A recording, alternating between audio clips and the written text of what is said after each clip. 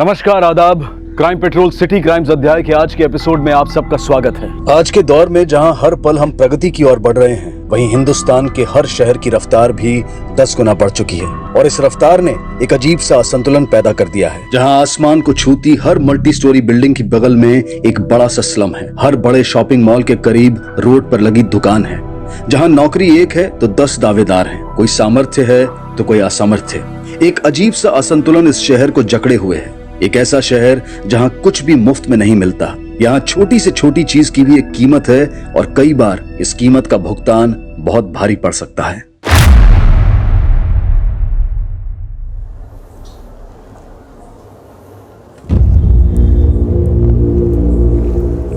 नहीं बंटी, ये पाप है। ये पाप नहीं, प्यार है। नहीं बंटी, ये गलत है। मैं किसी और की हो चुकी हूँ। I am married. लेकिन प्यार तो मुझसे करती हो ना, और अब हमें एक होने से कोई नहीं रोक सकता। नहीं बंटी, तुम यहाँ से चले जाओ प्लीज। बंटी, बंटी, नहीं बंटी, बंटी नहीं, पाप है। Bunty, cut cut cut cut cut. Shaila, इतना हेजिटेट क्यों हो रही हो? This scene has to be wild, full of passion. Okay, I will try. Lunch time हो गया और एक शॉट भी नहीं हुआ। एक काम करते हैं, लंच के बाद करते हैं। ब्रेक, ब्रेक बोलो। ब्रेक।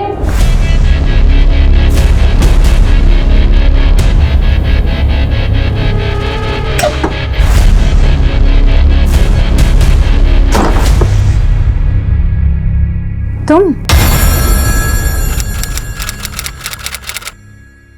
शैला कहाँ है यार?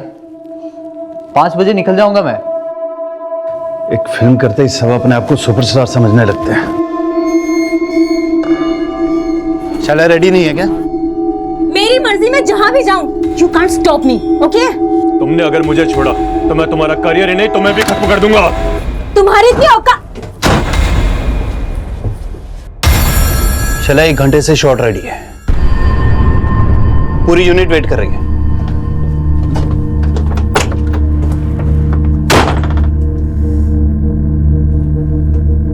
What happened? Mahesh, I need a break. I can't work now. I really need to take rest. मैं यहाँ पर पूरा सेट लगा कर बैठा हूँ और तुम्हें ब्रेक चाहिए। I'm sorry Mahesh, पर मुझे 3 दिन का ब्रेक चाहिए। And I promise, वापस आने के बाद मैं एक ही स्ट्रेच में तुम्हारा सारा काम खत्म कर दूंगी। Promise. ठीक है, बट प्लीज अपने वर्ड्स पे रहना। I have invested all the money in this film. I can't suffer losses. Please be back after 3 days. Sure, don't worry.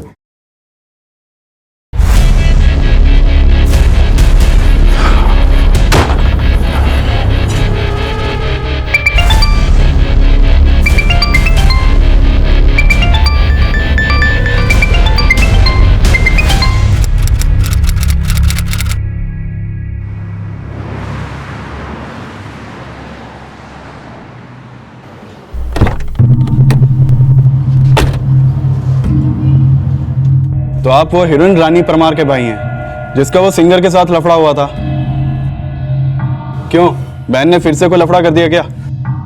Sir, actually मैं आपसे शैला पठान के बारे में बात करने आया हूँ। कौन शैला पठान?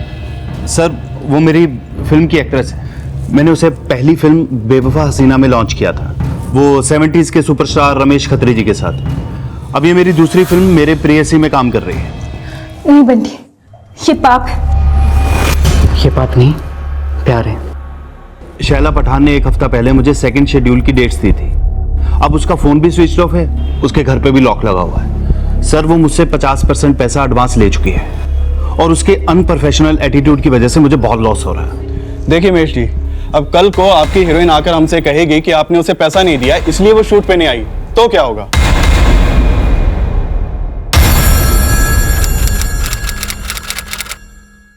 अरे मैंने भी उसको बोल दिया, तू एक्टर है तो क्या हुआ, मैं भी रिपोर्टर हूँ।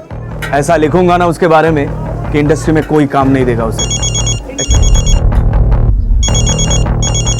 हाँ फरमान भाई बोलो। निसार, मुझे एक आर्टिकल छपवाना है। तेरे न्यूज़पेपर में। कैसा आर्टिकल?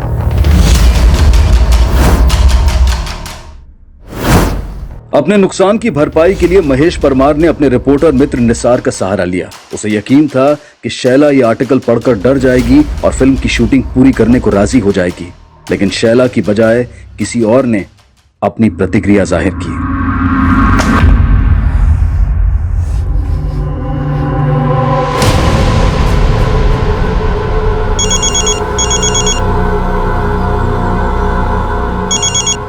हेलो।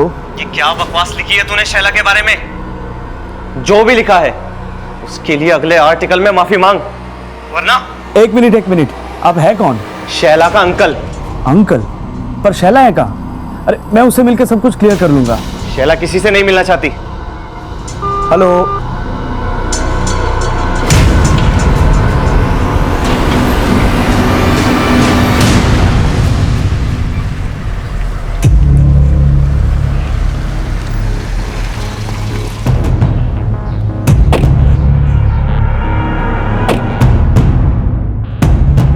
शैला मैडम के घर पे तो पिछले कई महीनों से ताला लगा है। अच्छा, वो और उसकी फैमिली गई कहाँ, कुछ पता है आपको? वो सब तो हमको नहीं पता, लेकिन कई दिनों पहले सब एक साथ निकले थे यहाँ से।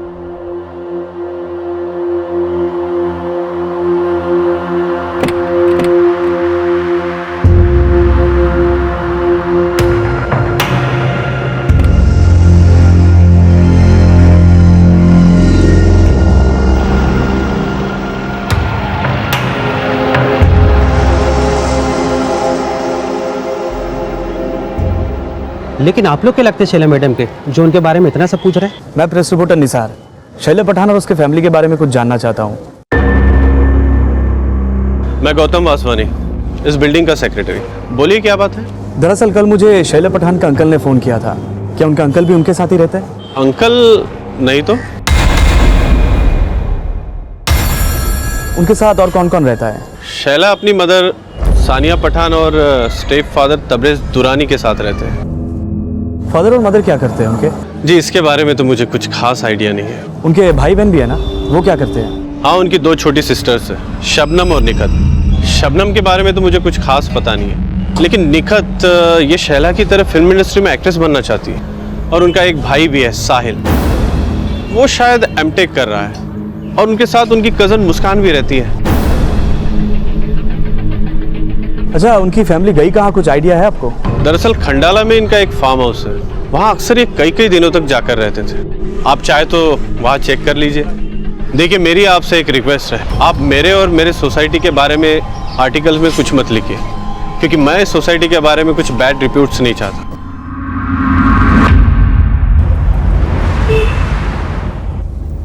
इस एरिया में 3 और 2 BHK फ्लैट्स मिनिमम 6-7 करोड़ के होंगे। वैसे इसके फैमिली के पास इतने पैसे आए कहाँ से? इसके फादर क्या करते थे?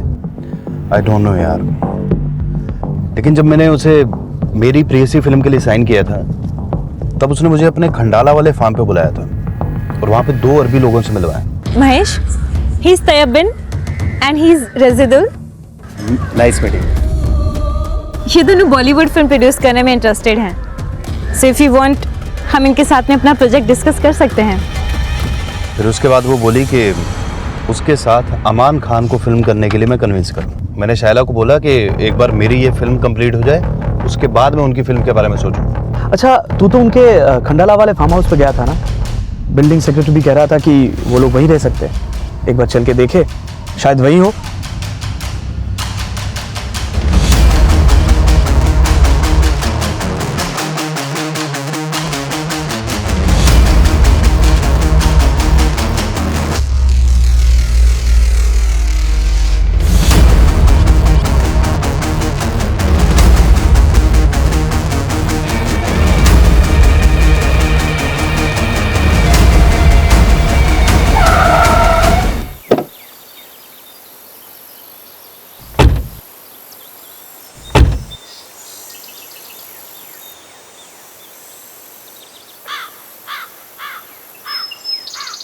यहाँ पे तो कोई भी नहीं दिख रहा।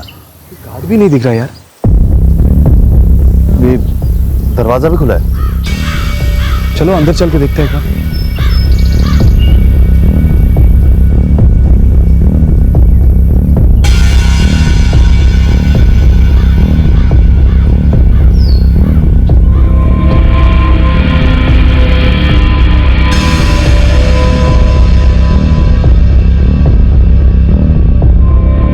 कोई है?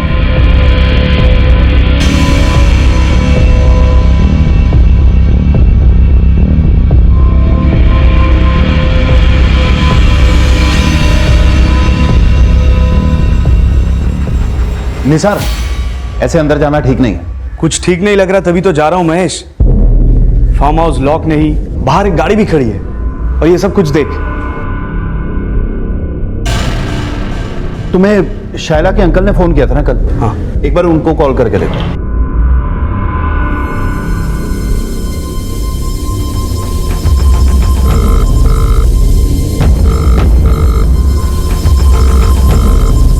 फोन नहीं उठा रहे यार। महेश, ये शैला और उसकी फैमिली के गायब होने का कुछ तो लफड़ा लगता है। ऊपर से अंकल भी फोन नहीं उठा रहे। मेरे प्रोडक्शन मैनेजर के पास शैला के ड्राइवर का नंबर है। शैला के ड्राइवर को पता होगा कि उसके अंकल कहाँ रहते हैं।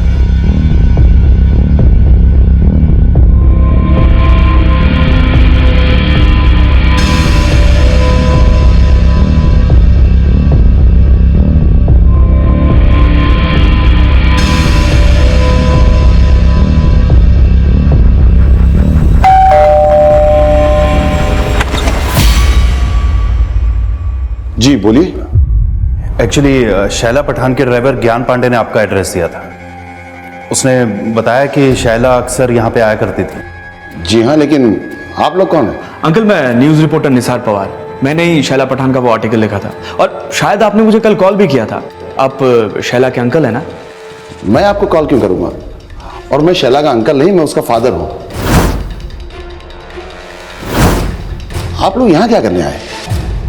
जाकिर शायला पठान के पिता और शायला की मां सान्या के पहले पति थे, जिनका अब तलाक हो चुका था और सान्या ने अब तबरेज से शादी कर ली थी। लेकिन शायला के वो अंकल कौन थे जिन्होंने रिपोर्टर निसार को फोन किया था, और पिछले कई दिनों से शायला और उसका परिवार कहां गायब था, इसके बारे में उसके पिता जाकिर को भी कुछ नहीं पता था। और निसार और डायरेक्टर महेश के उनसे मिलने के बाद उनके द्वारा शायला और उसके परिवार की मिसिंग कंप्लेंट दर्ज करवा दी गई और जल्द ही पुलिस शायला के वर्सोवा वाले घर पहुंची।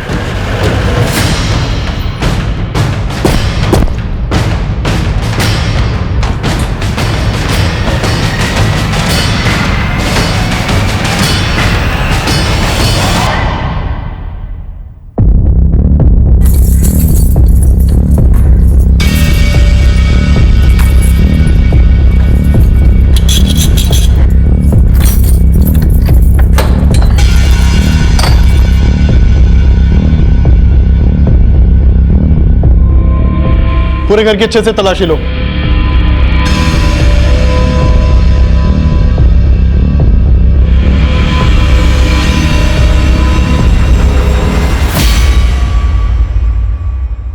ये तो सैटेलाइट फोन है।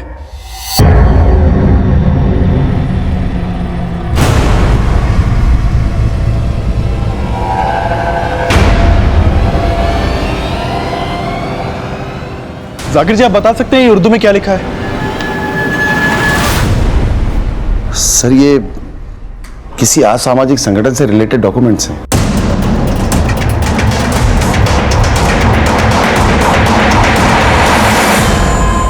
शायला पठान के घर से असामाजिक गतिविधियों से जुड़े डॉक्यूमेंट्स और सुराग का मिलना और शायला और उसके परिवार का इस तरह से अचानक गायब हो जाना काफी संदिग्ध नजर आ रहा था।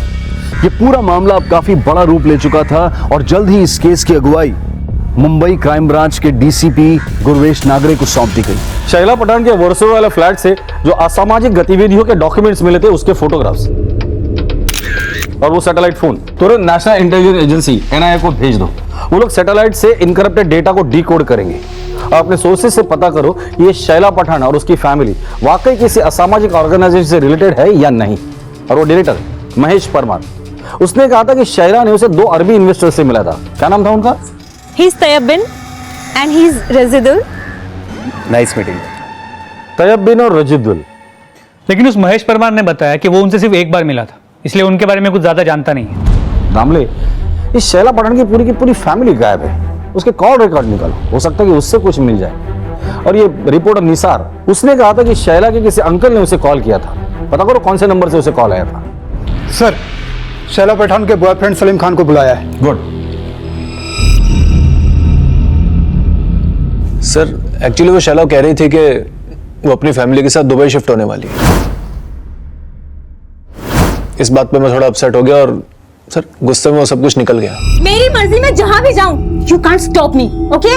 तुमने अगर मुझे छोड़ा तो मैं तुम्हारा करियर ही नहीं तुम्हें भी खत्म कर दूंगा।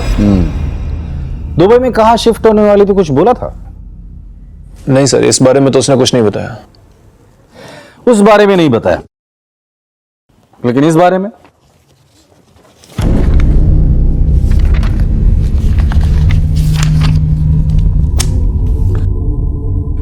उसका असामाजिक संगठन से संबंध था, इस बारे में तो बताया होगा ना उसने? नहीं सर, अगर मुझे ऐसा कुछ पता होता तो मैं उससे कभी कोई रिलेशन नहीं रखता। कैसा रिलेशन था तुम्हारा शैला के साथ? सर मैं शैला से प्यार करता था। और फैमिली? नहीं सर, उसकी फैमिली के बारे में मैं कुछ नहीं जानता। सर शैला बॉलीवुड की टॉप एक्ट्रेस बनना चाहती थी, लेकिन अचानक से उसका दुबई जाने का फैसला बहुत अजीब लगा मुझे। शायला पठान के बॉयफ्रेंड सलीम के बयान के बाद पुलिस इंडिया से दुबई जाने वाली फ्लाइट्स की पूरी डिटेल्स निकालने के लिए सभी एयरलाइन से कांटेक्ट करने में जुट गई।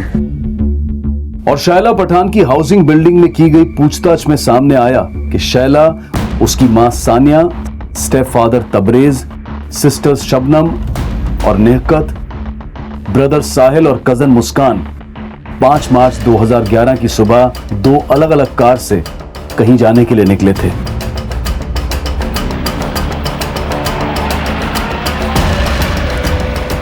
लेकिन सलीम के कॉल रिकॉर्ड्स के मुताबिक वो 5 मार्च 2011 को शैला या उसके परिवार के साथ नहीं था, जबकि शैला का फोन 5 मार्च की रात खंडाला में बंद हुआ था, जहां उनका फार्म हाउस था।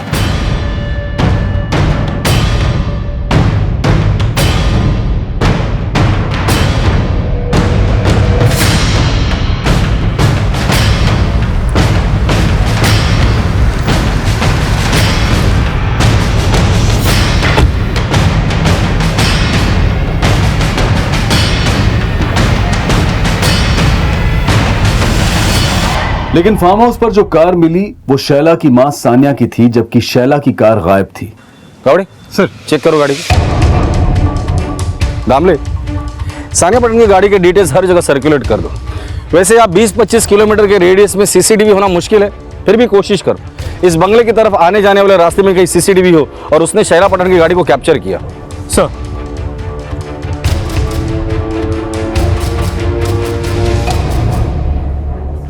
पूरे घर की तलाशी लो, एक भी कोना बचना नहीं चाहिए। दामले, यहाँ कुछ तो हुआ है और जिसने ये सब कुछ किया बहुत होशियारी से किया है। फॉरेंसिक को बोलना यहाँ जो भी टेक्निकल एविडेंसेस मिलता है सब जमा करें।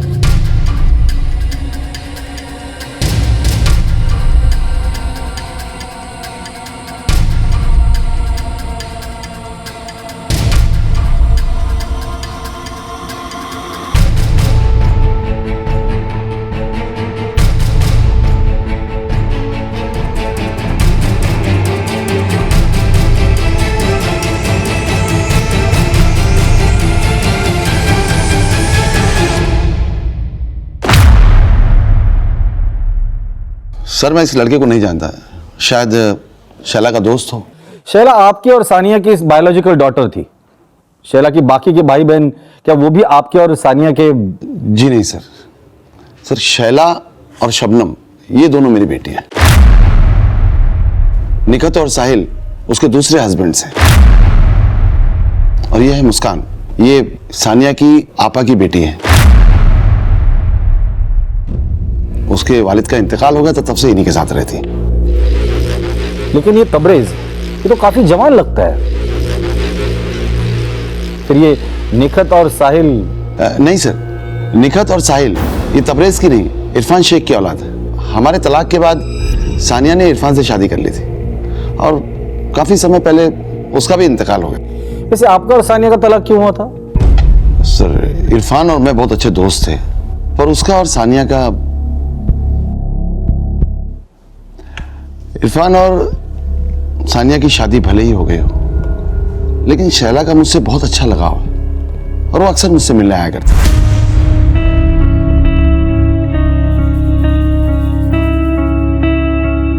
आपका गारमेंट एक्सपोर्ट का बिजनेस है ना? जी। कौन सी कंट्रीज में एक्सपोर्ट करते हैं आप? Uganda, Uzbekistan, Tasmania Nigeria, Kenya. कोई गल्फ कंट्री? जी नहीं। लेकिन सुना है आपकी बेटी शैला के गल्फ कंट्रीज में अच्छे कनेक्शंस हैं। ये तैयबीन और रजिदुल नाम के 2 अरबी है जो उसके लिए फिल्म प्रोड्यूस करने वाले थे। क्या आप जानते हैं इन दोनों को? जी नहीं, लेकिन आप शैला के बारे में गलत मत सोचिए। वो किसी भी तरह के गलत काम में इन्वॉल्व नहीं हो सकती। लेकिन उसके घर में जो कुछ भी मिला है ना, उससे तो यही लगता है कि वो गलत काम में इन्वॉल्व थी। हैरानी तो मुझे भी है, लेकिन दिल इस बात को मानने के लिए तैयार नहीं है। और बाकी के लोग? सर, शैला के अलावा मेरी और बाकी लोगों से कोई खास बातचीत नहीं थी। अच्छा, ये शैला एक स्ट्रगलिंग एक्ट्रेस थी, फिर वर्सोवा में करोड़ों का घर, खंडाला में प्रॉपर्टी, ये कैसे पॉसिबल हुआ? दरअसल सानिया के अब्बू का आगरा में डायमंड का काफी बड़ा कारोबार था और उनके इंतकाल के बाद वो सारा बिजनेस और वहां की सारी प्रॉपर्टी वो सानिया के नाम हो गई। जी, ये सानिया का तीसरा हस्बैंड तबरेज, ये करता क्या है? मैं उसके बारे में तो कुछ नहीं जानता, लेकिन वो तीसरा नहीं सर, वो चौथा हस्बैंड है। चौथा हस्बैंड? जी हाँ। इरफान के इंतकाल के बाद सानिया ने आमिर से शादी की थी। ये आमिर रहता कहाँ है? सर, मुंबई का ही है सर, मिलत नगर में कहीं रहता है। ये वही आमिर था जिसने रिपोर्टर निसार को शैला के खिलाफ लिखे गए आर्टिकल पर माफी मांगने की धमकी दी थी और इसने अपने आप को शैला का अंकल बताया था। और निसार द्वारा दिए गए उस नंबर से पुलिस पता कर चुकी थी कि निसार को इसी आमिर द्वारा कॉल किया गया था। शैला ने मुझे बताया था कि वो अपनी अम्मी और भाई बहन के साथ दुबई शिफ्ट हो रही है। ये क्या कह रही है बेटा? तो हमेशा के लिए दुबई शिफ्ट हो रही है? जी अब्बू, और सिर्फ मैं ही नहीं, हम सब भी जा रहे हैं। और तुम्हारी अम्मी का वो स्टोन का बिजनेस और सारी प्रॉपर्टीज? और उसने मुझसे कहा कि सानिया के एब्सेंस में सारा बिजनेस आमिर देखेगा, और जिसके लिए सानिया ने उसे पावर ऑफ अटर्नी भी दी। आपको क्या लगता है, इस आमिर का किसी असामाजिक संगठन के साथ कोई कनेक्शन हो सकता है? इसके बारे में मुझे तो कुछ पता नहीं है सर। आमिर एक गरीब फैमिली से था और सानिया से शादी के बाद उसके पैसों पर ऐश कर रहा है। क्या शैला ने आपको कभी बताया था कि वो दुबई में कहाँ शिफ्ट हो रही है? नहीं सर, उसने मुझसे कहा था कि वो जाने से पहले मुझसे मिलेगी और मुझे बताएगी, लेकिन उसके पहले ये सब। सर, आप आमिर से पूछिए, शायद उसे कुछ पता हो।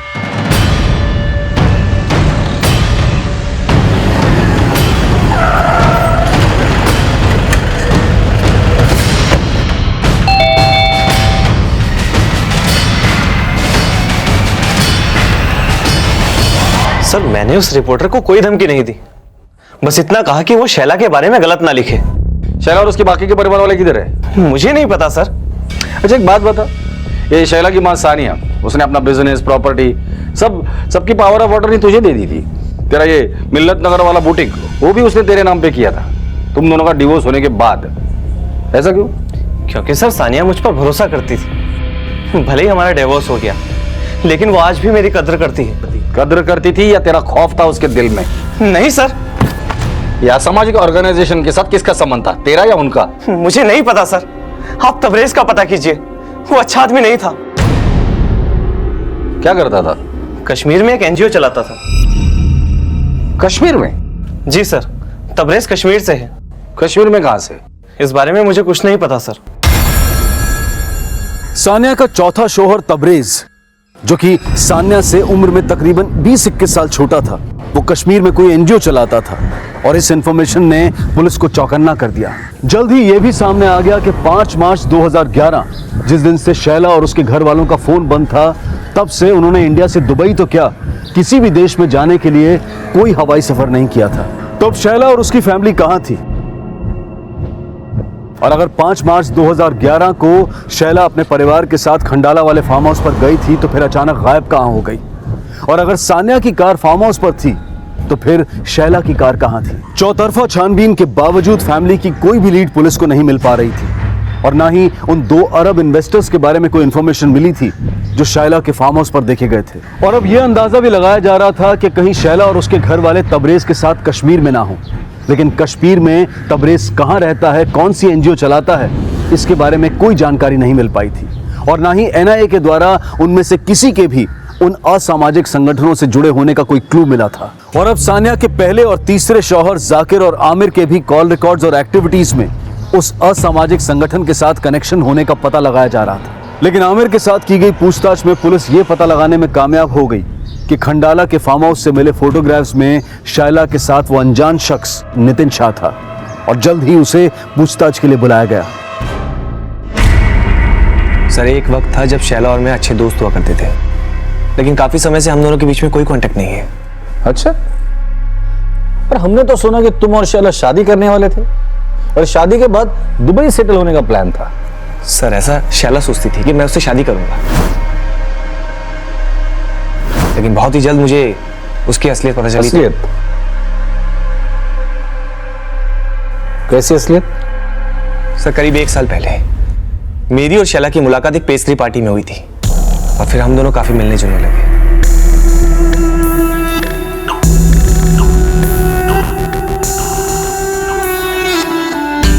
मैं अपने डैड के बिजनेस के सिलसिले में अक्सर दुबई आया जाया करता था।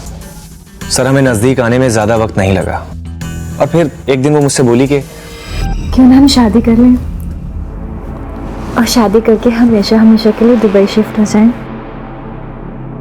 क्यों, फिल्म इंडस्ट्री से मन भर गया? आजकल अच्छे टैलेंट की कदर ही कहाँ है। सोचा था सुपरस्टार रमेश खत्री के साथ फिल्म करके किस्मत बदल जाएगी, पर कोई जादू हुआ ही नहीं। सर जादू तो वो मुझ पे चलाना चाहती थी, लेकिन उससे पहले ही मुझे पता चल गया कि वो मेरे साथ ही नहीं बल्कि और कई लोगों के साथ हम बिस्तर होती थी। She is an escort. कई दिन घर से गायब रहती। मैं फोन करता तो कोई रिप्लाई नहीं देती, क्योंकि सर उसके कई कस्टमर थे जो कि एक बी ग्रेड एक्ट्रेस को एक रात गुजारने के लिए लाखों रुपए देते थे। तो जाहिर सी बात है तुम भी उसी मतलब से उसके करीब आए होगे। सर मतलब तो उसे मुझसे था, मेरी दौलत से था, मुझे लूटना चाहती थी, लेकिन वो मुझे झांसे में फंसाती उससे पहले मेरे दोस्त ने मुझे सारी सच्चाई बता दी। क्या क्या सच्चाई पता चली तुम्हें? सर मैंने भी न्यूज़ पे सुना कि उसके और उसके परिवार के असामाजिक संगठनों से कनेक्शन है। ये सब उसकी असलियत है या नहीं ये मुझे नहीं पता। नितिन के अलावा शैला के बॉयफ्रेंड सलीम ने अपने स्टेटमेंट में कहा था कि शैला दुबई जाने वाली थी। एक्चुअली वो शैला कह रही थी कि वो अपनी फैमिली के साथ दुबई शिफ्ट होने वाली है। सानिया के 2 हस्बैंड जाकिर और आमिर ने भी ये बात कबूली है कि पूरी फैमिली दुबई जाने वाली थी। इन दामले सोचने वाली बात यह है कि इस पूरी फैमिली का दुबई शिफ्ट होना और इनके घर में मिले असामाजिक गतिविधियों से रिलेटेड डॉक्यूमेंट्स का आपस में क्या कनेक्शन हो सकता है। एनआईए को इनके खिलाफ कोई सबूत नहीं मिला और वो सैटेलाइट फोन उसमें भी कोई डेटा नहीं था। तो फिर पॉसिबिलिटी ये भी बनती है कि कोई इस फैमिली को फंसाना चाहता हो और इस फैमिली को गायब करने के पीछे किसी का कोई मोटिव हो। इन दैट केस सबसे ज्यादा फायदा आमिर का हो सकता है, लेकिन कल्प्रिट जाकिर भी हो सकता है या फिर शैला के 2 बॉयफ्रेंड भी। इन सब पे नजर रखो। दामले एक टीम को आगरा भेजो। ये सानिया वहां डायमंड बिजनेस से रिलेटेड थी, हो सकता है वहां से कोई लीड मिल जाए और इनके वर्षों वाले घर में काम करने वाले ड्राइवर, मेड और दूध वाला इनसे पूछताछ करो। सर शैला और उसकी फैमिली के अचानक गायब होने का राज पता करने के लिए मुंबई, खंडाला से लेकर आगरा और कश्मीर तक छानबीन की जा रही थी और पुलिस को पता चला कि शैला के ड्राइवर ज्ञान पांडे के अलावा उनकी फैमिली का एक और ड्राइवर हुआ करता था, मंगत, जिसने 5 मार्च 2011 से काफी समय पहले ही काम छोड़ दिया था। तुम सानिया को अच्छे से जानते थे, उसका ड्राइवर थे। वो तुम्हें कभी ऐसी जगह पे ले गई थी जो तुम्हें अजीब लगी हो? साहब सानिया मैडम तो नहीं, लेकिन उसकी बेटी शबनम हमेशा मेरे को इधर उधर लेकर जाती थी। इधर उधर मतलब? दरअसल शबनम मैडम को नशे का लत था और वो मुझको रात रात में नागपाड़ा, बांद्रा, खार में चरसियों के अड्डों पर ले जाती थी और बहुत सारा ड्रग्स लेती थी और मुझसे कहती थी कि इसके बारे में उसके घर वालों को ना बताऊं। साहब वो बहुत बिगड़ैल थी और नशे के लिए तो किसी के साथ भी। उसके बाकी भाई बहन साहिल, निकत और मुस्कान, इनके बारे में क्या जानते हो? साहब मुस्कान मैडम उनकी सगी नहीं थी, सब लोग उनके साथ नौकरों जैसा बर्ताव करते थे साहब, पर मेरे को लगता है मुस्कान मैडम उनकी आवभगत करते करते तंग आ गई थी। निखत और साहिल का स्वभाव कैसा था? वो दोनों तो ठीक थे। साहिल साहब पढ़ रहे थे और निखत मैडम शैला मैडम की तरह एक्ट्रेस बनना चाहती थी। 5 मार्च को वो लोग वर्सोवा से निकले। उसके पहले तुमने घर में कुछ नोटिस किया जो तुम्हें अजीब लग रहा हो? साहब ऐसा तो कुछ याद नहीं, लेकिन हाँ 5 मार्च से पहले फरवरी में 4 दिन के लिए ये लोग खंडाला गए थे। सानिया मैडम मेरे को बोली 4 दिन के लिए तेरी छुट्टी, लेकिन मैंने ठीक से गिना नहीं शायद, और चौथे ही दिन में वहाँ काम करने पहुंच गई। मैंने मैंने 3-4 बार बेल बजाई, फिर मेरे को याद आया कि वो चौथा ही दिन था। लेकिन साहब, मैं दूसरे के घर से काम करके वापस आ रही थी ना, तो मैडम के फ्लैट से मैंने उनका दूध वाला जुनैद को बाहर निकलते हुए देखा। साहब, अगले दिन ये बात मैंने सानिया मैडम को बताई। मेरे को लगा कि कुछ चोरी वोरी के इरादे से वो आया हो, लेकिन मैडम मेरे को बोली कि ये बात किसी को मत बताना, मैं देख लूंगी। एक दूध वाला इनकी गैर मौजूदगी में इनके घर से बाहर निकलता है, उसके खिलाफ पुलिस एक्शन लेने के बजाय सानिया अपनी मेड शांति को चुप रहने के लिए कहती है।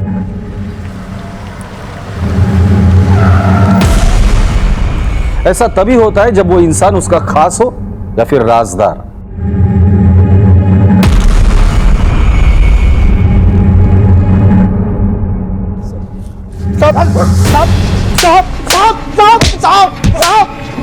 मैंने कुछ नहीं किया साहब। शैला पठान के फैमिली के गैर मौजूदगी में उसके घर में क्या करने गया था? चोरी करने गया था? नहीं साहब, मैं तो वहां दूध की डिलीवरी करने गया था साहब। घर के बाहर ताला लगा हुआ था और तू डिलीवरी करने गया था दूध की? नहीं साहब, उस दिन घर पर ताला नहीं था, अंदर सानिया मैम थी।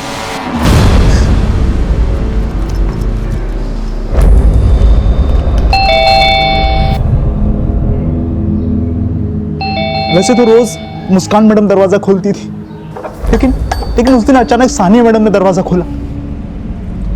क्या देख रहे हो? जाओ किचन में जाके दूध रखो।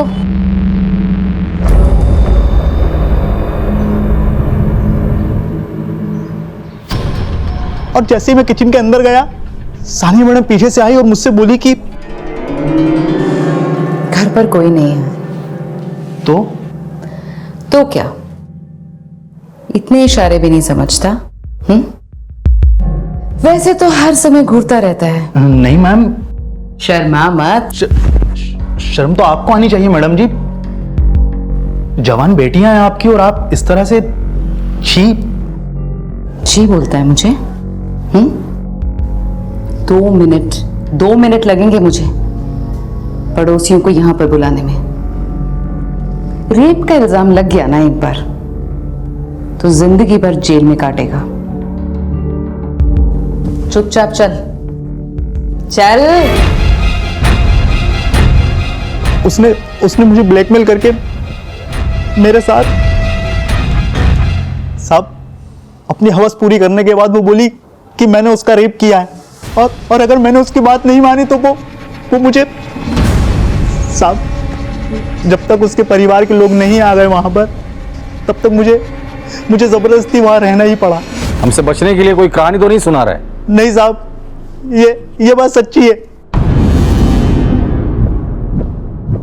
अगर ये दूध वाला जुनैद सच बोल रहा है तो हो सकता है उसी ने सानिया से बदला लेने के लिए सानिया और उसके पूरे परिवार को गायब कर दिया। दामले, सोचने वाली बात यह है कि शैला की मां सोनिया, उसका चौथा पति तबरेज, उससे उम्र में कम से कम 20-21 साल छोटा होगा।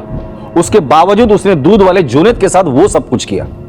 तो हो सकता है कि उसका कोई सीक्रेट लवर भी हो, और इस सीक्रेट लवर का किसी असामाजिक संगठन के साथ कोई कनेक्शन हो। कमजोरियां तो शैला और शबनम की भी थी। शैला एस्कॉर्ट सर्विस से जुड़ी थी और शबनम ड्रग एडिक्ट। ये पूरी फैमिली ही टेढ़ी है, लेकिन फिर भी ये समझ में नहीं आ रहा कि ऐसा क्या हुआ होगा कि उन्हें एक असामाजिक संगठन से जुड़ना पड़ा और उसके बाद वो सब फरार हो गए। लफड़ा तो बहुत बड़ा होगा, इसलिए तो पूरी फैमिली गायब है। या फिर ऐसा भी हो सकता है कि फैमिली में से किसी एक आदमी ने इन सबको गायब किया है। सबकी कमजोरियां तो पता चल गई, लेकिन इस मुस्कान, इसकी कमजोरी पता नहीं चली। और सुना है कि ये मुस्कान पूरी फैमिली से बहुत नफरत करती थी। दामले, कि इस मुस्कान ने तो पुलिस ने हर सस्पेक्ट को खंगाला। आगरा, कश्मीर, खंडाला, मुंबई, फैमिली के उस असामाजिक संगठन से कनेक्शन से लेकर नफरत, दुश्मनी, लालच, आपराधिक साजिश, हर एंगल को खंगाला गया, लेकिन शैला और उसके परिवार की कोई लीड नहीं मिली। पुलिस को शैला पठान की फैमिली के गायब होने का साफ मकसद समझ में नहीं आ रहा था। शैला पठान और उसकी फैमिली को गायब हुए 6 महीने बीत चुके थे, लेकिन अब तक कुछ हासिल नहीं हुआ था। लेकिन 6 महीने के बाद कुछ ऐसा हुआ जिसने इस केस का पैमाना और भी बड़ा कर दिया।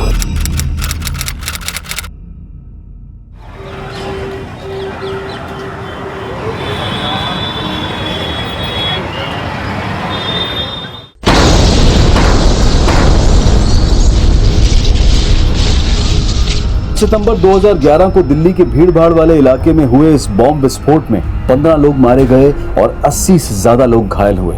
और विस्फोट के चंद घंटों बाद ही एक ईमेल के द्वारा इस ब्लास्ट की जिम्मेदारी उस असामाजिक संगठन द्वारा ली गई जिनसे शैला और उसके परिवार का कनेक्शन होने का शक खड़ा हुआ था। और एनआईए के ऑफिसर धर्मेश कटारिया को इस ब्लास्ट की जांच सौंपी गई और जल्द ही वो आईपी एड्रेस ट्रैक कर लिया गया जहां से वो संदिग्ध मेल भेजा गया था। वो मेल कश्मीर के एक साइबर कैफे से भेजा गया था जहां पर एनआईए ने रेड मारी और कई संदिग्धों को गिरफ्तार किया और उसी एरिया से पुलिस ने एक अज्ञात कार भी बरामद की और पाया गया कि ये कार मुंबई के वर्सोवा एड्रेस पर शैला पठान के नाम रजिस्टर्ड थी। ये वही कार थी जिसमें 5 मार्च 2011 को शैला को अपनी फैमिली के साथ कहीं जाते हुए देखा गया था। शैला पठान 6 महीने से अपने फैमिली मेंबर के साथ गायब है और उनके घर से असामाजिक गतिविधियों से जुड़े डॉक्यूमेंट्स और सैटेलाइट फोन भी मिला है और गाड़ी यहाँ पर कश्मीर में मिली है। हो सकता है वो 6 महीने से यहीं पर रह रहे हो। हमें भी ऐसा ही शक था। शैला पठान का स्टेप फादर तबरेज वो कश्मीर से। आप ऐसा कीजिए, शैला और उसके स्टेप फादर तबरेज और बाकी फैमिली मेंबर्स की डिटेल भेज दीजिए। हम यहाँ पर ढूंढते हैं उन्हें, हो सकता है वो यहीं पर छिपे हों। ठीक है सर। शैला के स्टेप फादर तबरेज समेत शैला पठान के हर फैमिली मेंबर को एक बार फिर से एनआईए के द्वारा इन्वेस्टिगेट किया जा रहा था और फोरेंसिक टीम को शैला पठान की गाड़ी में एक ट्रैवल एजेंसी का विजिटिंग कार्ड मिला था।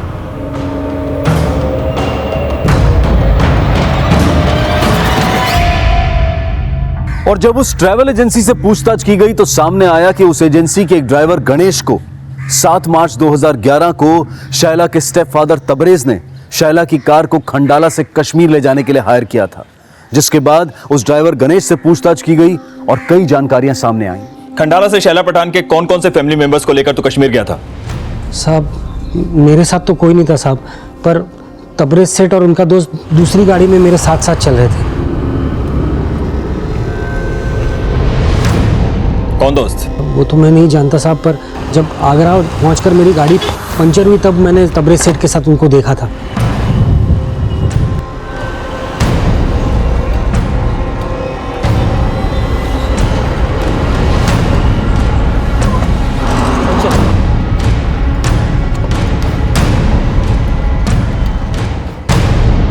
सर ये राशिद खान है। शैला के स्टेप फादर तबरेज के साथ मिलकर कश्मीर के पुलवाना एरिया में एनजीओ चलाते थे, लेकिन ये दोनों सोशल वर्क नहीं बल्कि चैरिटी के नाम पे चंदा इकट्ठा करते थे। तबरेज वहां से असेंबली इलेक्शन भी लड़ा था और हार गया और उसके बाद वहां से लाखों रुपए लेके गायब हो गए।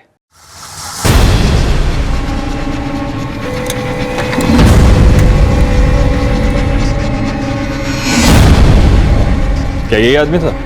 हाँ साहब यही था वो। इसका मतलब शैला की फैमिली अब कहाँ है? ये या तो तबरेज या फिर ये राशिद ही बता सकता है।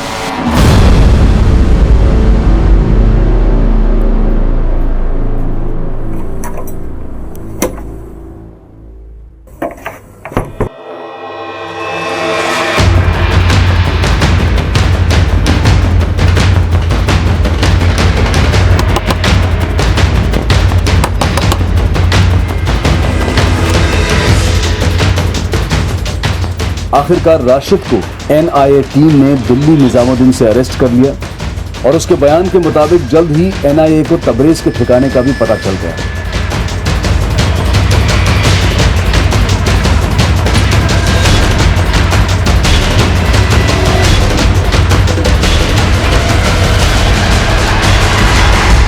और एनआईए ने शैला पठान के स्टेप फादर तबरेज को पूछताछ के बाद मुंबई पुलिस के हवाले कर दिया।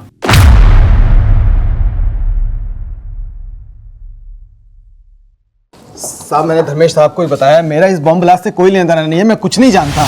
बताया उन्होंने मुझे, लेकिन शैला पठान की फैमिली के गायब होने के बारे में तो तुझे पता होगा। देख तबरेज अपना मुंह खोल दे, क्योंकि तेरे राशिद ने अपना मुंह खोल दिया है। 5 मार्च की रात वो तेरे साथ तेरे खंडाले वाले फार्म हाउस पे था, ये पता चल चुका है हमें। बोल बोल।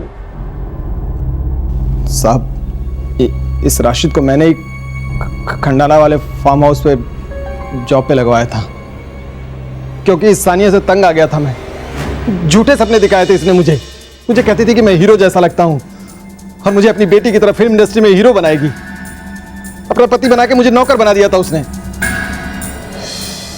मुझसे शादी करने के बाद उसने अपने ड्राइवर मंगत की भी छुट्टी कर दी और मुझे ड्राइवर ही नहीं बल्कि डिलीवरी बॉय बना दिया था। इतना ही नहीं सर, मुझे शौहर बनाकर उसने पावर ऑफ अटर्नी अपने तीसरे पति आमिर के नाम कर दी। पानी नाक के ऊपर हो गया था सर, इसलिए 5 मार्च की रात को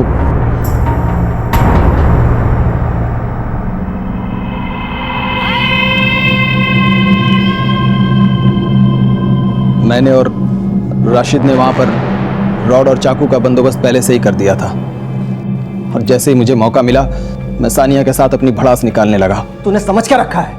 नौकर बनाने के लिए शादी की थी तूने मुझसे? फिर इतनी मजाल मुझसे ऊंची बातें बात करता है।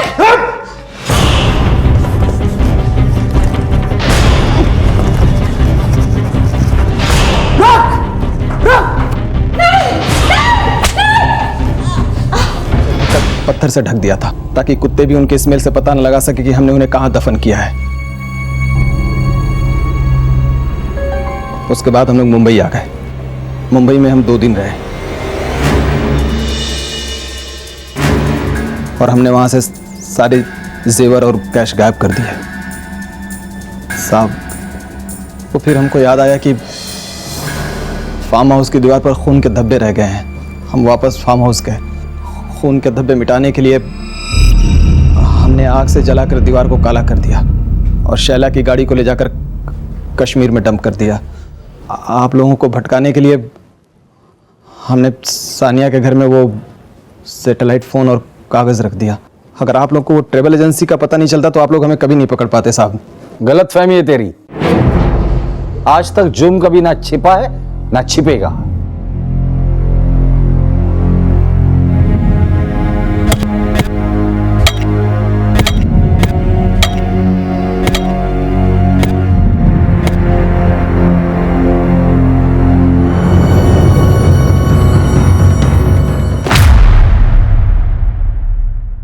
पुलिस ने जब इन बॉडीज का पोस्टमार्टम करवाया तो पता चला कि शायला पठान और उसकी बहनों शबनम और मुस्कान के लंग्स में मिट्टी थी, जो इस बात की तरफ इशारा कर रही थी कि जब उन्हें दफनाया गया था तब वो जिंदा थी। लेकिन इस परिवार को जिंदगी से रुखसत करने वाला तबरेज भले ही कितना बड़ा अपराधी हो, पर सच्चाई ये भी है कि शैला की मां सान्या ने अपनी जिंदगी में खुद इन अपराधों को न्योता दिया और अपने परिवार को एक लापरवाह परवरिश, ऐसी लापरवाह परवरिश कि ना तो परिवार में से किसी को सही और गलत की परवाह थी और ना ही कभी उन्हें इस बात का एहसास हुआ कि उनका ये लापरवाह रवैया कब तबरेज जैसे अपराधियों को उनकी जिंदगी को तबाह करने के लिए उकसा देगा। अब मैं अनूप सोनी आपसे विदा लेता हूं। फिर मुलाकात होगी अगले एपिसोड में एक और चौंका देने वाले केस के साथ। तब तक अपना और अपने परिवार का ख्याल रखें और देखते रहें क्राइम पेट्रोल सिटी क्राइम्स। सबक एक को सीख हम सबको। जय हिंद। नमस्कार, आदाब। क्राइम पेट्रोल के सिटी क्राइम्स अध्याय के आज के एपिसोड में आप सबका स्वागत है। Mega cities, metro cities, smart cities. आधुनिकीकरण और प्रगति के साथ साथ हिंदुस्तान के शहरों के महत्व और उनके आकार भी बढ़ते जा रहे हैं। हर रोज गांव और छोटे नगरों से लाखों लोग रोजगार और एक बेहतर जीवन का सपना लिए पास के महानगरों और शहरों की ओर अपना रुख कर रहे हैं। इस गमन के साथ शहरों की आबादी निरंतर बढ़ती जा रही है। यूनाइटेड नेशंस की एक रिपोर्ट के मुताबिक 2030 तक भारत में 7 मेगा सिटीज होंगी, यानी कि ऐसे शहर जिनकी आबादी 1 करोड़ से भी अधिक होगी। हम रोजमर्रा की आपाधापी में इतने खोए हुए रहते हैं कि हमें खबर ही नहीं होती कि कब, कहां और कैसे शहर के बीचों बीच जुर्म अपना फन उठाता है और किसी मासूम शिकार को डस लेता है। इन्हीं खतरों से आपको आगाह करने के लिए हम क्राइम पेट्रोल में एक नया अध्याय जोड़ रहे हैं, क्राइम पेट्रोल सिटी क्राइम्स, जिसमें हम शहरों और महानगरों में होने वाले अपराधों का खुलासा करेंगे। आज हम देखेंगे 3 बड़े शहरों की ऐसी कहानियां जो जुड़ी हैं एक जुर्म के सूत्र से। कोलकाता की एक उपबस्ती गजतला, रोहतक और मुंबई।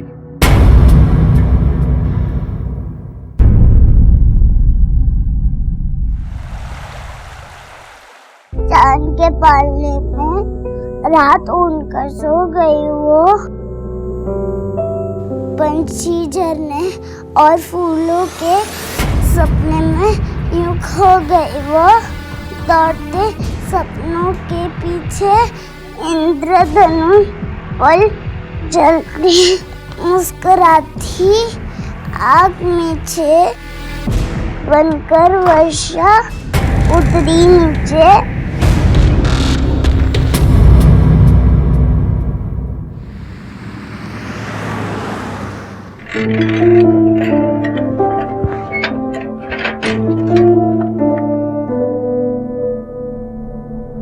आज आने में देर हो गई आपके? हाँ, आज थोड़ा काम ज्यादा था। आज लाल छुट्टी का काटो मढ़ोए जेते पाना चाई टाल लाल छिटे चिड़ुई नारायणा। अरे अभी तो आप ड्यूटी से आए, फिर कहाँ जा रहे हैं? मैं थोड़ा बाजार जा रहा हूँ, इसे खबर खाओ। हाँ नारायणा बाबा मिल लीजिए चूड़ी लाना। ठीक है, तुम्हारे लिए चूड़ियां लेकर आऊंगा। ठीक है, गाओ गाना गाओ। लाल छुट्टी ये लो। वेरी गुड, हो गया। चलो लास्ट। Very good girl. और चाहिए? नहीं, मुझे आई बाबा के पास जाना है। क्यों? क्यों आई बाबा से मिलना है? क्या कमी है तुम्हें यहाँ? खाने को नहीं मिलता है या पहनने को नहीं मिलता है? इतने सारे खिलौने लाकर दिए तुम्हें, तरी पण तुझं मन शांत नाही झालं का? सुहासिनी,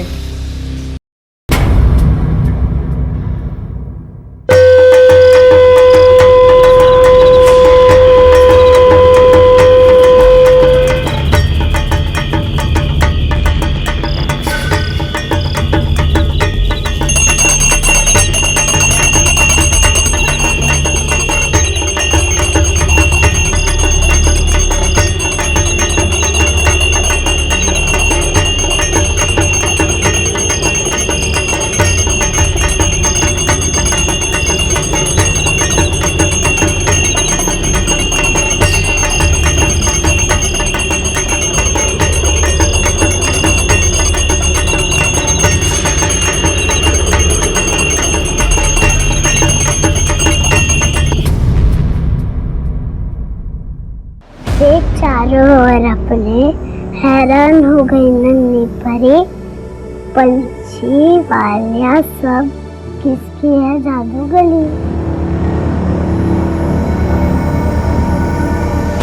मुनिया, देखो तो तुमसे मिलने कौन आया है। आ जाओ आ जाओ।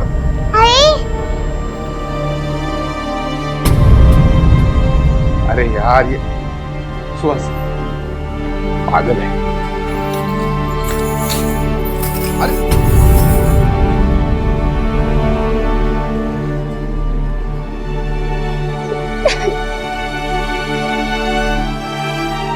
आप दोनों बातें करो, मैं मेरे 2 काम है निपटा कर। हाँ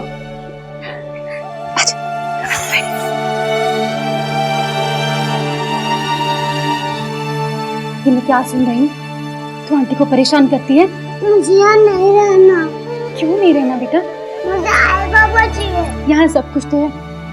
अंकल आंटी तेरा कितना अच्छा ख्याल रखते हैं, कितने अच्छे खिलौने देते हैं, देख कितने अच्छे कपड़े दिए तुझे। क्या तकलीफ है तुझे बेटा? मुझे आई बाबा चाहिए।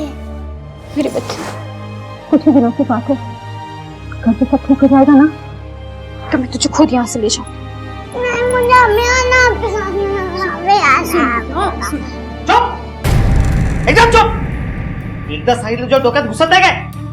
एक, अब ये तेरा घर है, यही तेरी किस्मत है, समझी क्या? ज्यादा जबान चलाए तो जबान काट के रख दूंगा। और तू बहुत समझा इसे। चल चल निकल यहाँ से, चल निकल यहाँ से, उठते रहे यहाँ पे, मर दे सुन, चल।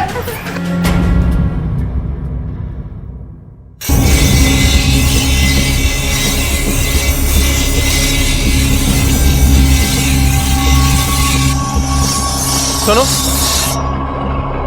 चाकू देखो।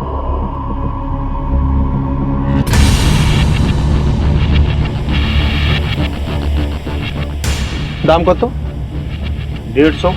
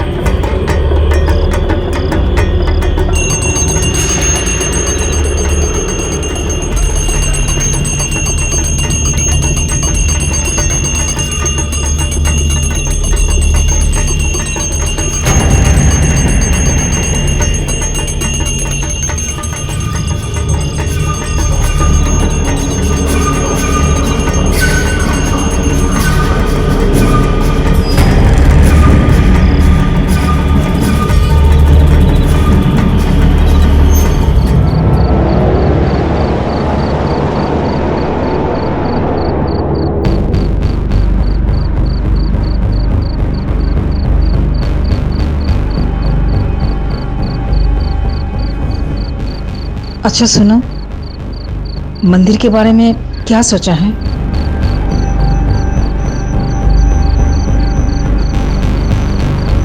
सोचा है, तुम्हें चिंता करो ना, मैं कोई ना कोई उपाय करूँगा। चलो सोते हैं।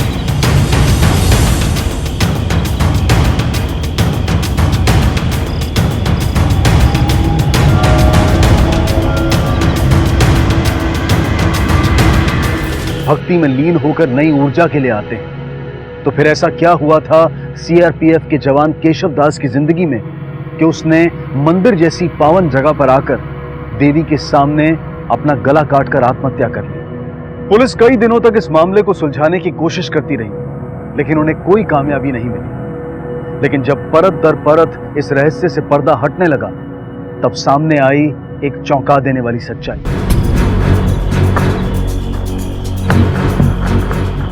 आप लोग जानते थे ना? हाँ हाँ, ये तो रोज ही तो बूंदी थी। ये कब हुआ?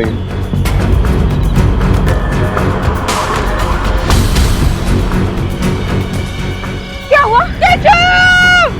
केशव!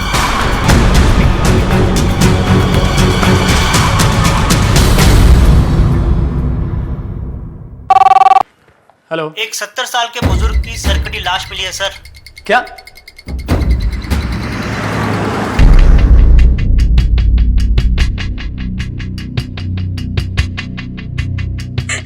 सर जी, मैं यही अपने ससुराल में रहती हूँ, सुंदर नगर में।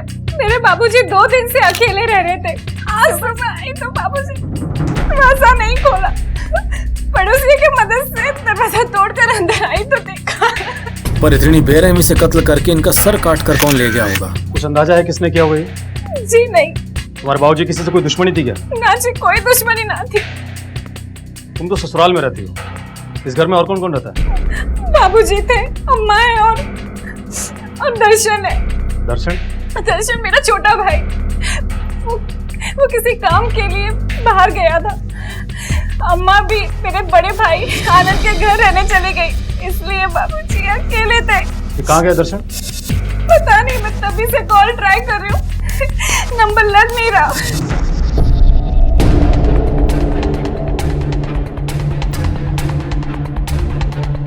प्रेम, एक फोटो इसका भी निकाल दो। दर्शन शादीशुदा है क्या? जी। इसकी पत्नी कहाँ है? कुछ दिन पहले दोनों के बीच अनबन हो गई और वो झगड़े में मायके चली गई। कहाँ है इसका मायका?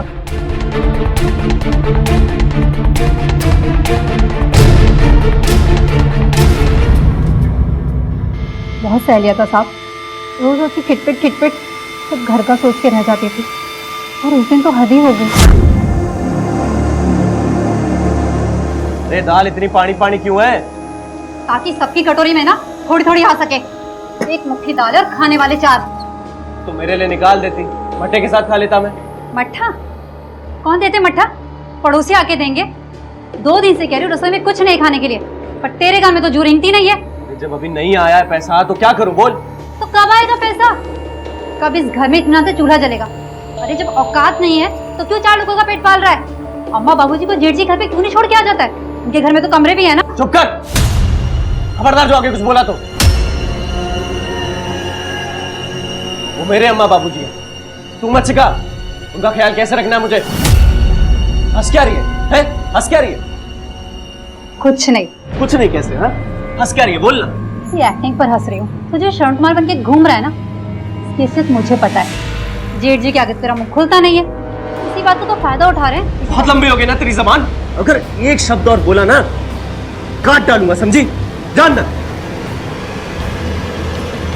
मेरे सास ससुर से कोई दुश्मनी ना थी। मैं मानती हूँ कि मैंने उस दिन गुस्से में कुछ ज्यादा ही बोल दिया। वो अपने माँ बाप से बहुत प्यार करते हैं, लेकिन ये बात भी सच है कि वो हम सबको नहीं पाल सकते थे। तो तुम्हें लगता है कि दर्शन अपने बाप की जान ले सकता है? नहीं साहब, मैंने कहा ना कि वो अपने माँ बाबू जी से बहुत प्यार करते थे। अभी 2 दिन पहले तो उन्होंने मुझे फोन किया था। क्या कहा उसने? माफी मांगने के लिए कहा। उन्होंने सब कुछ ठीक कर दिया, घर दुकान सब, और सारे झंझट भी खत्म कर दिए, और जल्दी वो मुझे अपने साथ लेकर जाएंगे। अच्छा, दर्शन कहाँ गया? कुछ बता कर गया था तुम्हें? नहीं साहब, कुछ नहीं बताया। और वो ठीक तो है ना? देखिए, परेशान मत होइए। दर्शन के बारे में जैसे कुछ पता लगे हम आपको बता देंगे।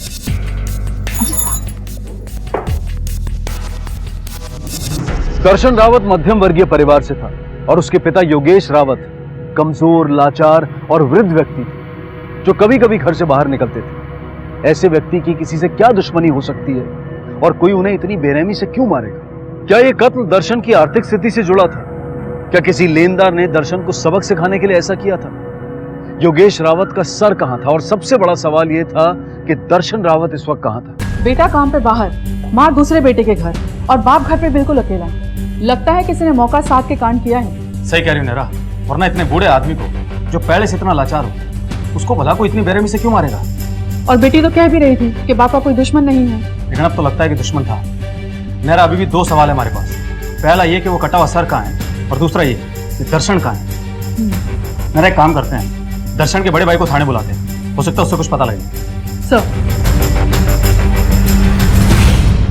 सब यकीन ही नहीं होता कि हमारे बाबूजी को कोई इस तरह से मार सकता है। दर्शन से आखिरी बार बात कब हुई थी तुम्हारी? सब तभी हुई थी जब अम्मा को छोड़ने घर आया था, लेकिन बहुत परेशान लग रहा था साहब। क्यों परेशान लग रहा था? ये बताओ भाई, दुकान बैठ गई है, नया माल बिक नहीं रहा है, पुराने माल का बकाया नहीं मिल रहा है, कर्जा नहीं चुक रहा है, लोग के फोन ये देखिए।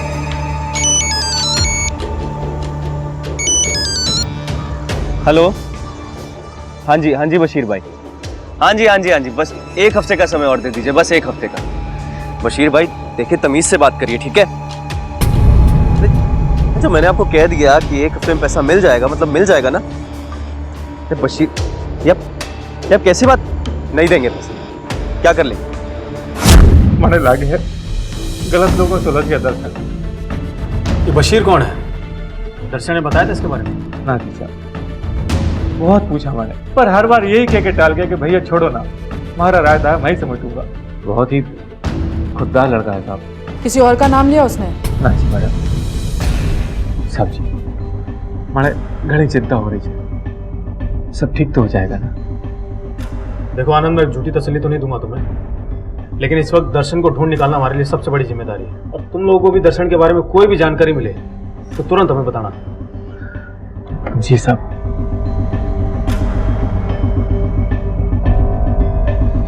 पुलिस के सामने सवालों का सिलसिला बढ़ता जा रहा था और उधर मुंबई में मुनिया को कुछ जवाब मिलने वाले थे जो किसी 6 साल की बच्ची के लिए नहीं बल्कि किसी भी इंसान के लिए स्वीकार करना बहुत मुश्किल था।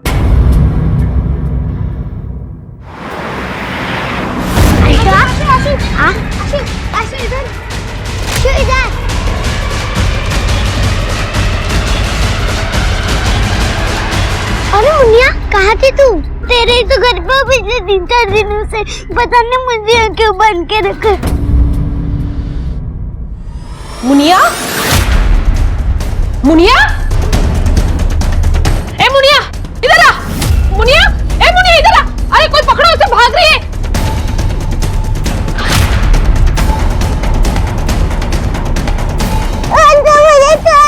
मुझे तुम्हारे साथ नहीं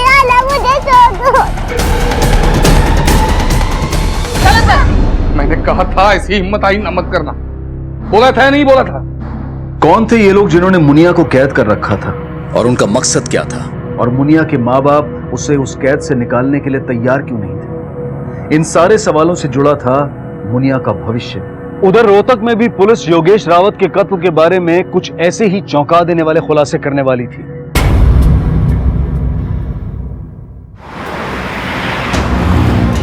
सर्वमंगल मांगल्ये शिवे सर्वार्थसाधिके शरणे त्र्यंबके गौरी नारायणी नमोस्तुते।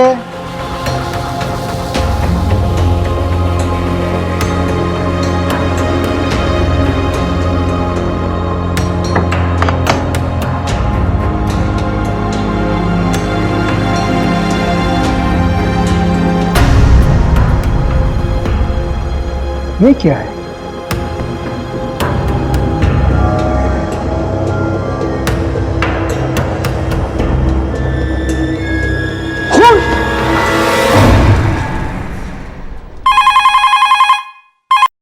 हेलो, क्या?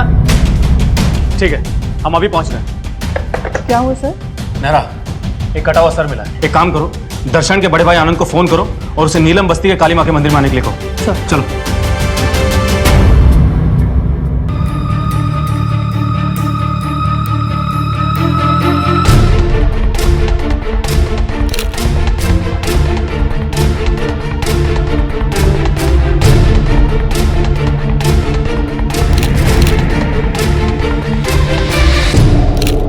पंडित जी, इन्हें पहचानते हैं आप? नहीं साहब, मैं इसे नहीं पहचानता। सर, ये देखिए, जिस पॉलिथीन में सर मिला है उसी में ये राख भी मिली है। पंडित जी, आपने किसी को देखा था या आज सुबह मंदिर में कुछ ऐसा हुआ जो आपको अजीब लगा? हाँ सर, आज भोर में मेरे साथ ऐसी घटना घटी। अरे कौन है भाई? आ रहा हूं।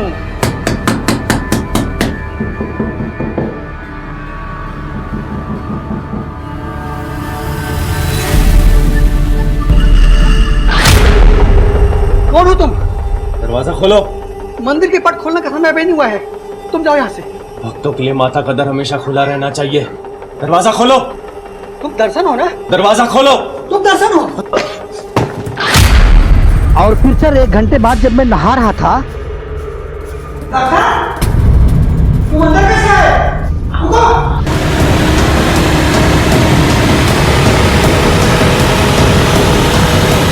दर्शन, आपको पूरा यकीन है कि वो दर्शन ही था? हाँ साहब, उसके पूरे चेहरे पर आंख लगी हुई थी और आंखें तो मैं कभी भूल ही नहीं सकता। वो कुछ दिन से मंदिर आने लगा था। मुझे पूरा विश्वास है कि वो दर्शन ही था। आनंद, इन्हें पहचानते हो? ये तो मेरे बाबूजी है सब। बाबूजी। दर्शन के बाबूजी हैं और दर्शन आज सुबह मंदिर आया था। लेकिन दर्शन तो शहर से बाहर गया हुआ है। ऐसा उसने कहा था नेहरा, सच किसे पता। और अब तो ऐसा लगता है कि सारे सिरे जुड़ने वाले हैं।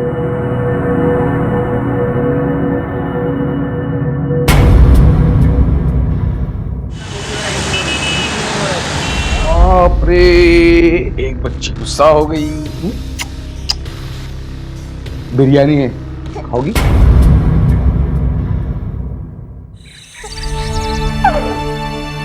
मुनिया, मुनिया,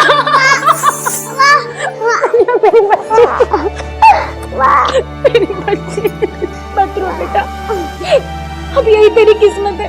माँ मुझे नहीं मरना है।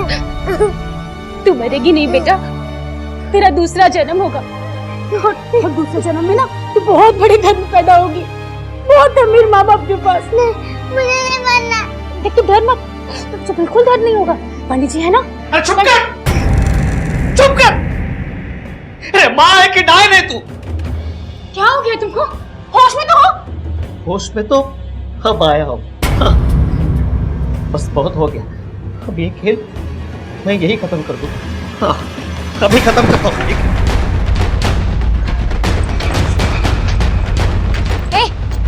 कुछ चाहता? ए, हट जा मेरे रास्ते से, बीच में मार। अब तेरे को बोल रहा हूँ मैं। अरे हम 2 वक्त की रोटी नहीं दे सकते अपनी बेटी को। तू लंगड़ा हो गया है, कोई काम नहीं देता तुझे। ऐसे ही चलता रहा ना तो तीनों को जहर खाना पड़ेगा। अरे वो तो मेहरबानी है शिंदे साहब की, जो हमारी मुनिया के बदले में पैसे दे रहे हैं। और जानता है, कह रहे थे कि आगे भी हमारा ध्यान रखेंगे। अरे आइए इसकी कायदा सुने। 2 कौड़ी की कमाई नहीं है तेरी। अरे 2 टाइम लोगों के जूठे बर्तन मारते हुए तब ये घर चलाती हूँ मैं। अरे इसका मतलब ये नहीं कि अपनी बेटी की लाश पर तू पकवान खाएगी। देख पैसा होगा ना तो हमारे दिन बदल जाएंगे। अरे तो मेरी बात मान ले। अरे शर्म आती है मेरे को। मैं तुम किसी को छोड़ूंगा नहीं, सबका फाटा फोड़ दूंगा। पूजा की तैयारी हो गई? कह रहे साहब शांति क्या हुआ? साहब वो मेरा आदमी हरी साहब, उसका दिमाग खराब हो गया। मुझे लगता है कि वो पुलिस के पास जा रहा है। क्या?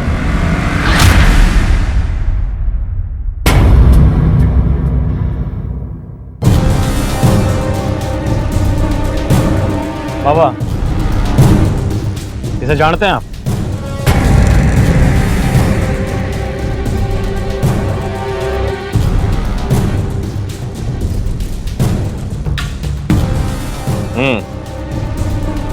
आया था 2 दिन पहले। क्या कहा तुमने उससे? हम कुछ नहीं कहते, हम किसी से कुछ नहीं कहते। जो भी कहती हैं मां कहती है।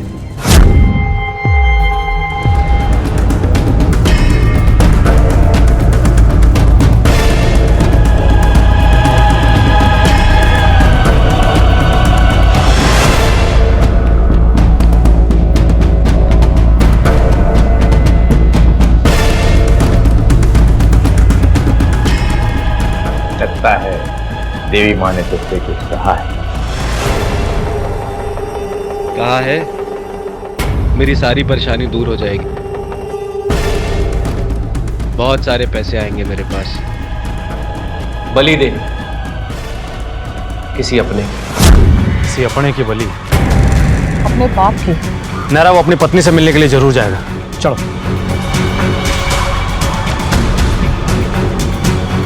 ये तो तय था कि परिस्थितियों ने दर्शन को ऐसे कगार पर लाकर खड़ा कर दिया था जहां वास्तविकता से उसका नाता छूट चुका था। बड़ी आसानी से अंधविश्वास ने दर्शन के मन में घर कर लिया था और उसे लगने लगा था कि अपने पिता की बलि देकर वो अपने परिवार की सारी खुशियां दोबारा हासिल कर सकता है। लेकिन वो कौन सा विश्वास होता है जो एक इंसान को पूरे होशो हवास में एक मासूम बच्ची की बलि चढ़ाने के लिए उकसाता है।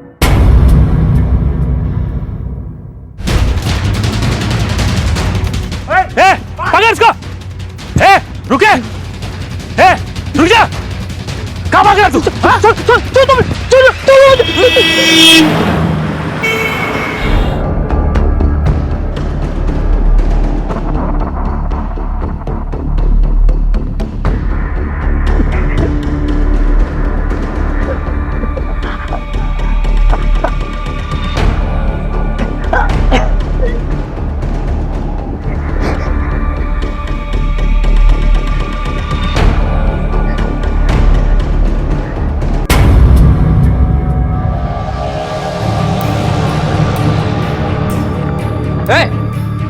सब मेरी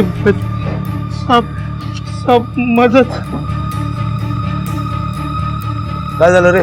सब मदद करो साहब, वो मेरी बच्ची मार देंगे सब उसको। सब मदद करो साहब। मुनिया की कहानी में पहली बार उम्मीद की किरण नजर आने लगी। कम से कम हरी का जमीर जागने से इस हैवानियत की खबर पुलिस तक पहुंची। कितनी मजबूर, कितनी लाचार होगी वो बच्ची जिसकी सगी मां उसे मौत को गले लगाने के लिए उकसा रही। कितना भयानक और गहरा होगा वो प्रचलन जिसके बारे में छोटे बच्चे भी बेतकल्लुफी से बात करें। सवाल यह है कि इस महानगर के बीचों बीच इस बेरहम प्रचलन की सच्चाई छुपी कैसे रही।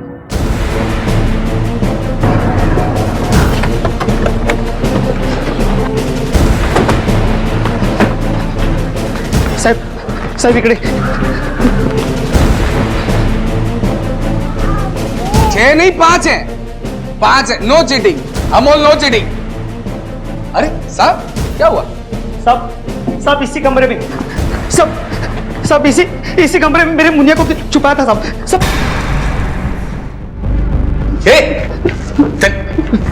चल।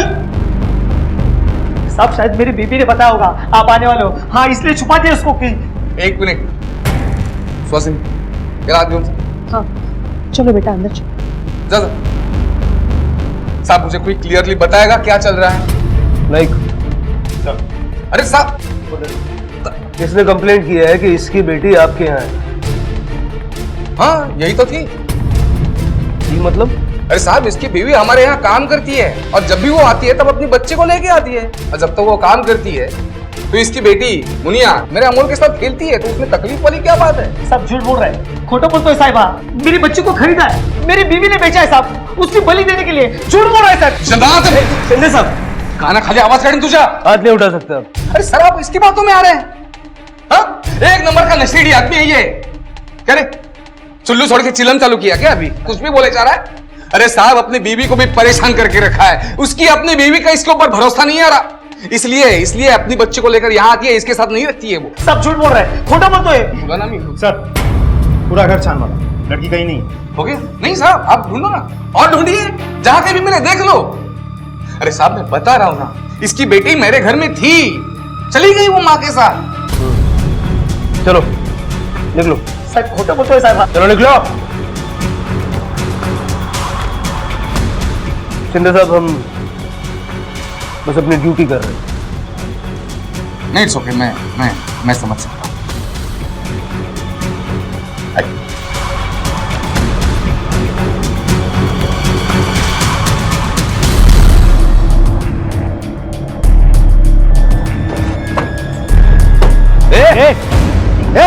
क्या पागल बने? उठ।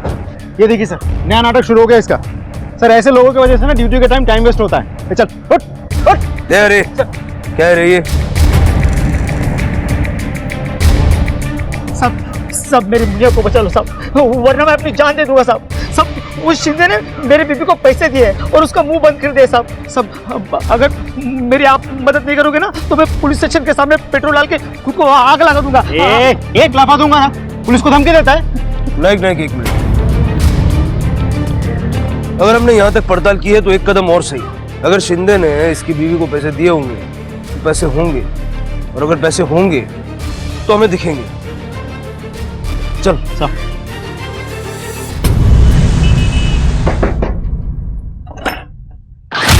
मुझे मालूम था लग रहा है तू लौट के घर ही आएगा। चला बंदरा इधर आ, ये रोना धोना छोड़। हर भी देख 35,000 के ऊपर 15,000 इनाम भी दिया साहब ने, पूरे 50,000 रुपए। अरे ये सोच कि अब हम इस पैसे से क्या क्या कर सकते हैं। मैं तो बड़ी ही भाग्यवान हूँ जो मुनिया को मैंने अपनी कोख से पैदा किया। तो खुद क्यों नहीं मर जाती? सब ये देखो पैसा, ये देखो, मैंने आपको बोला था ना साहब, ये देखो। चल अब सब कुछ सच सच बताओ। हम अक्सर अंधविश्वास को अशिक्षा और जहालत से जोड़ते हैं। ये कहते हैं कि शिक्षा की कमी अंधविश्वास की बैसाखी है, लेकिन ऐसे अंधविश्वास को क्या कहेंगे जहां लोग अशिक्षित नहीं बल्कि इंजीनियर हो, साइंटिस्ट हो।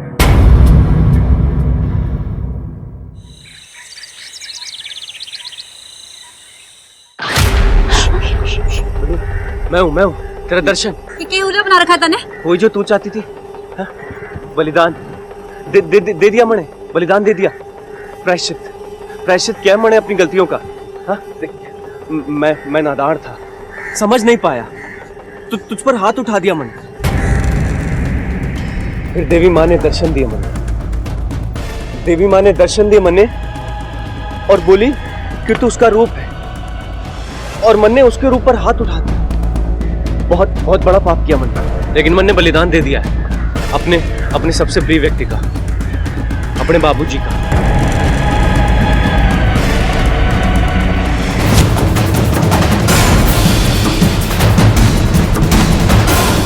जय देवी माँ। अब कायदे से तन्ने मने माफ कर देना चाहिए ना। तैयार? मुझे कहीं कहाँ जा रही तू? मैंने कहीं नहीं जाना। ये तू क्या कह रही है? देख देवी माँ ने कहा था कि बलिदान दूंगा तो तू मान जाएगी। बचाओ, कोई है, बचाओ। चुप, माँ की बात नहीं मानेगी तू। देखता हूँ कैसे नहीं मानती माँ की बात। कोई है, बचाओ। देवी माँ की बात नहीं मानेगी। देवी माँ की चल, तेरी बलि मैं चढ़ाऊंगा। चल तुम मुझे छोड़ नहीं सकते, कहीं बात छोड़ेगी नहीं तुम्हें। विधि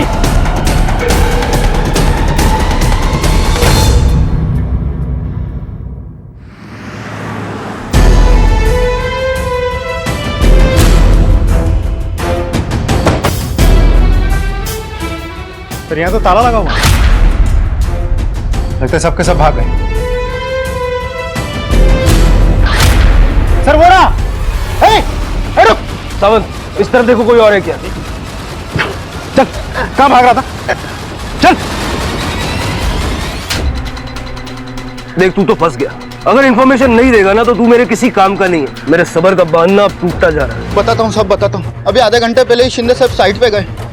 आप लोगों के जाने के बाद पुरोहित जी और मुनिया सुबह ही वहाँ निकल गए। अब तक तो शायद पूजा हो चुकी होगी। ये साइट कहाँ पे है?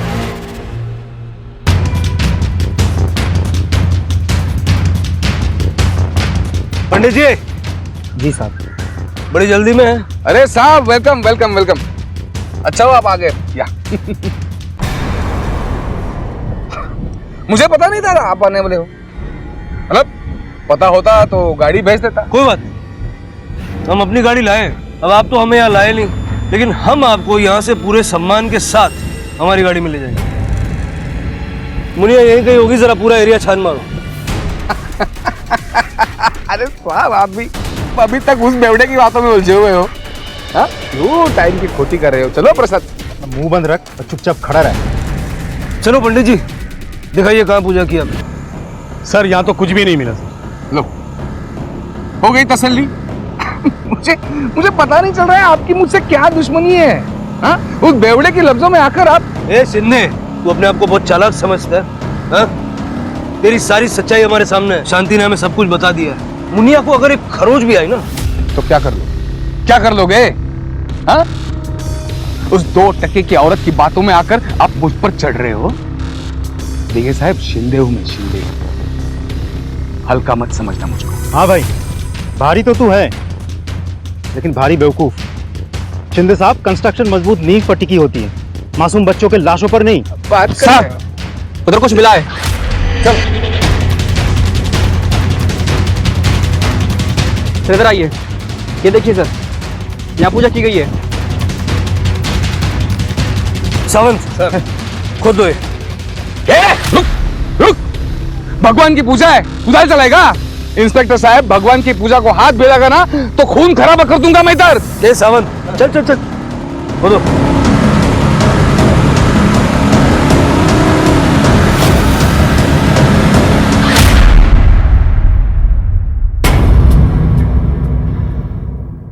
बेटा रोती नहीं, आपका नाम क्या है बताओ?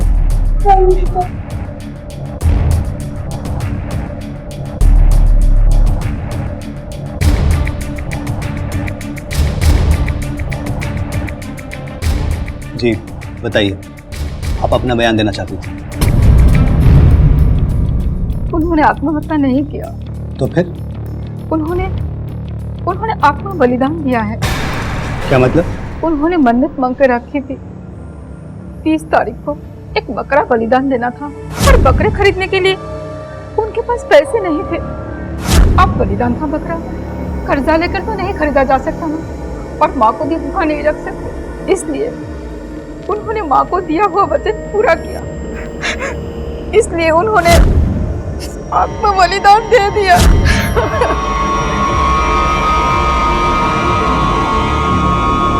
मुंबई, कोलकाता, रोहतक, देश के 3 अलग अलग प्रांत, समाज के अलग अलग तबके और तीनों कहानियों में एक सामान्य प्रसंग। 21वीं सदी में दुनिया का नेतृत्व करने के सपने देखने वाले इस देश में नरबली जैसी भयानक प्रथा आज भी इतने उग्र भाव से प्रचलित है, ये सोचकर भी मन सिहर उठता है। और जब ऐसे जुर्म पढ़े लिखे और जागरूक नागरिकों की देखरेख में हों, तो वाकई ये आसार हैं कि खतरे की घंटी बज चुकी है। वक्त आ गया है कि हम अपनी आंखें खुली रखें, और अगर अपने आसपास ऐसी घटना घटने का अंदाजा भी लगे तो हमें तुरंत पुलिस को इन्फॉर्म करना चाहिए। इस तरह के और भी एपिसोड देखने के लिए हमारे चैनल को सब्सक्राइब करें और बेल आइकन दबाना ना भूलें।